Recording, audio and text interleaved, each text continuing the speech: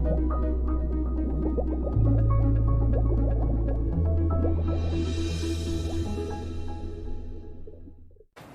नमः शिवाय।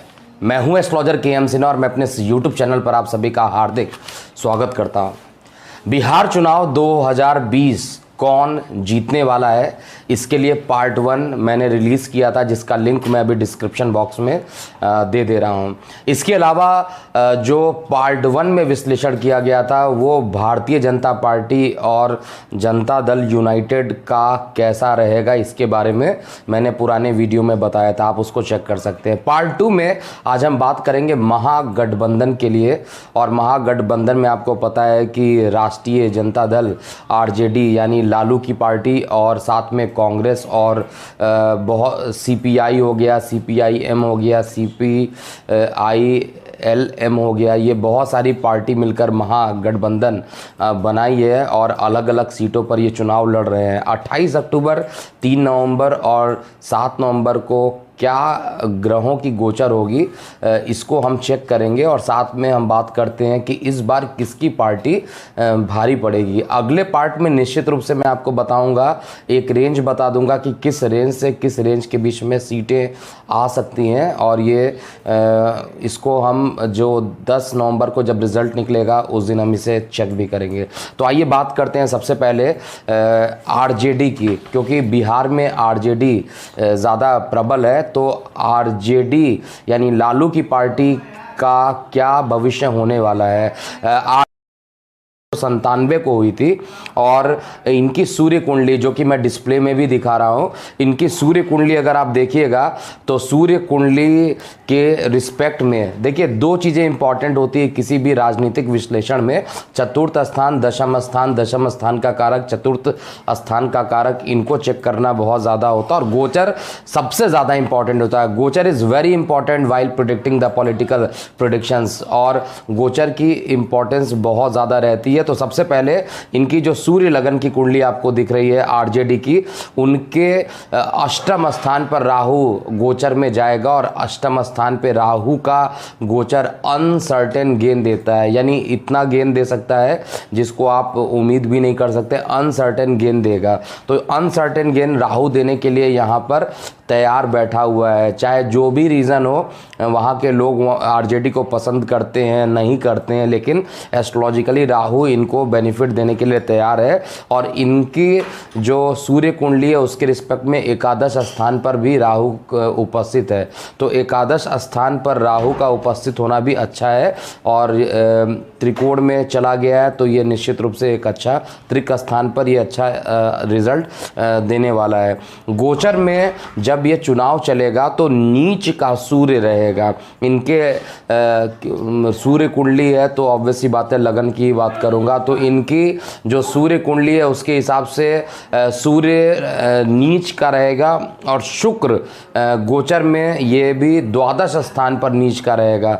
देखिए, द्वादश स्थान पर तो ये नीच का रहेगा, लेकिन इसकी दृष्टि जो पड़ेगी 7वीं दृष्टि से अपने उच्च राशि को देखेगा, जहां पर प्रतियोगी परीक्षाओं को यानी प्रतियोगिताओं को देखा जाता है, कॉम्पिटिशन्स को देखा जाता है। तो नीच का सूर्य भी आरजेडी के लिए अच्छा है। हालांकि इनके शत्रु भी काफ़ी बढ़ जाएंगे। देखिए, शत्रु तो उनके बढ़ते हैं जिनका नाम होता है, तो जो जब नाम होगा तो ऑब्वियसली बात है शत्रु का भी बढ़ना यहाँ पर तय रहेगा।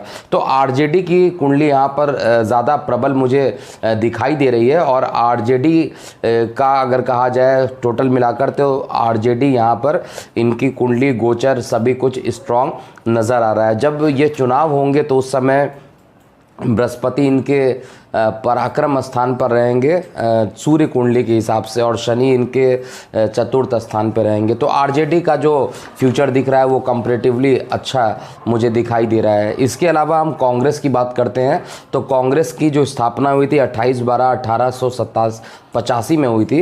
तो इनकी कुंडली क्या कहती है, इनकी कुंडली में अगर आप देखिएगा सूर्य जो है वो धनु का सूर्य है, और धनु का सूर्य होकर सबसे पहले बात करते हैं दशम दशम स्थान का। तो दशम स्थान का जो मालिक है बुध का। इससे पहले आरजेडी का क्या दशा अंतरदशा चल रहा है ये भी इंपॉर्टेंट है। आरजेडी की केतु की दशा चल रही है और केतु की दशा जो है ये अंतिम पड़ाव पर है। केतु के अंदर बुध की दशा चल रही है और बुध मतलब होता है भाग्य की दशा चल रही है और केतु गोचर में इनके द्वितीय स्थान पर बैठ के अष्टम को देख रहा है। तो इस दशा बहुत स्ट्रांग तो नहीं दिख रही लेकिन ओवरऑल गोचरीय व्यवस्था आरजेडी की अच्छी दिखाई दे रही है। अब हम कांग्रेस की बात करते हैं। कांग्रेस की वर्तमान में जो दशा चल रही है वो राहु की दशा भी खत्म होने वाली, एंड होने वाली है 30 सितंबर 2021 और जैसे ही राहु की दशा खत्म, क्योंकि ये जो परिणाम आएंगे वो राहु की दशा में आएंगे। राहु के अंदर मंगल की दशा चल रही है और मंगल इनकी कुंडली में पंचम स्थान का मालिक है और पंचम स्थान का मालिक होकर इनके चतुर्थ स्थान पर वक्री होकर गोचर करेगा।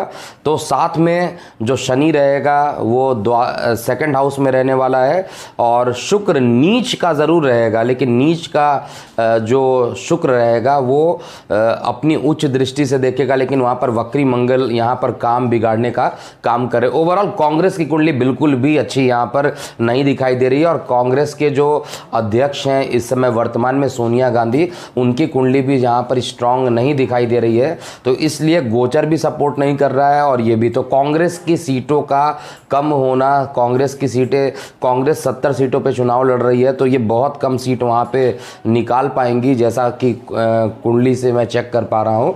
तो महागठबंधन में बाकी CPIM, CPI और बाकी CPI LM इन सभी की कुंडली का विश्लेषण तो नहीं किया, लेकिन ये सहयोगी पार्टी है। तो आरजेडी के सप्तम स्थान से जब मैं चेक कर रहा हूं तो इनकी दशा सामान्य तरीके से ही मुझे दिखाई दे रही है। ओवरऑल एक वर्ड में कहा जाए तो इस बार बिहार चुनाव में आरजेडी का प्रदर्शन अच्छा रहेगा लेकिन कांग्रेस का प्रदर्शन खराब रहेगा। अब ये कितनी सीटें जीतेंगी, कैसा होगा इनका चुनाव का रिजल्ट, तो ये अगले और अंतिम पार्ट में ज़रूर मैं अपलोड करूँगा।